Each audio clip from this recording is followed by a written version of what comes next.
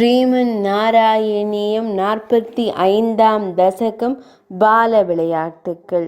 ஆலிலை சேயே மாலவா மாதவா நாலிலே தவழ்ந்தாய் அண்ணன் தன்னோடு காலிலே சலங்கை அழகாய் இசைத்திட தமையனோடு கூட மேலும் விரும்பியே விரைந்தாய் அன்றோ.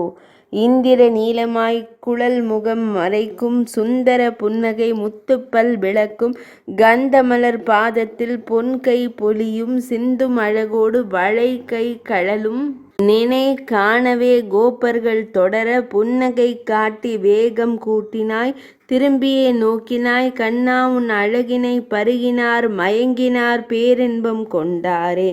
தளர்நடை பயில்கையில் சேற்றிலே விழுந்தீர் அளவிலா உவகை எய்தினர் முனிவர் துள்ளியே வந்தனர் தாய்மார்கள் தாமே அள்ளியே முத்தினர் இரு பாலரையுமே. தென்முளை யசோதை பாலூட்டினாளே புண்ணியம் எத்தனை யார் சொல்ல வல்லார் வெள்ளி பற்களும் திருமுகமும் கண்டு கள்ளுண்ட மயக்கம கொண்டாவளே.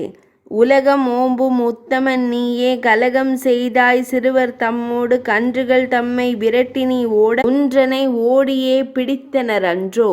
ஆயர் பாடி தன் பெரும்பிள்ளாய் ஆய்ச்சியர் தம்மை மயக்கினாயே முரணை வதைத்த முராரி நீயே திருபவனபுரத்தில் அருள்கின்ற சேயே. வெண்ணெய் உண்ட வாயுடனே கானமிசைத்தாய் கண்ணா நீ கள்வன்தான் நடனமாடினாய் கண்டு வந்த கோபியர்தாம் நெய் புகட்டினர் மொண்டு தந்த பாலையும் நீ விட்டு வைத்ததில்லை. பலி அவன் முன்னே நீ கையேந்தி நின்றாய் வலி தொலைந்தே அவனது கர்ப்பம் அழிக்க அருளுடையார் கோபியர் என மகிழ்ந்ததாலே திருடி நீ தின்றாயோ தயிரும் வெண்ணையும். வெண்ணையும் நெய்யும் நீ திருடினாலும் கண்ணா நீ அவர் உள்ளம் கவர்ந்தாய் ஆய்ச்சியர் ஆனந்தம் கொண்டார் எந்த நோய்தனை திருடியே அருள்வாய் நீயே.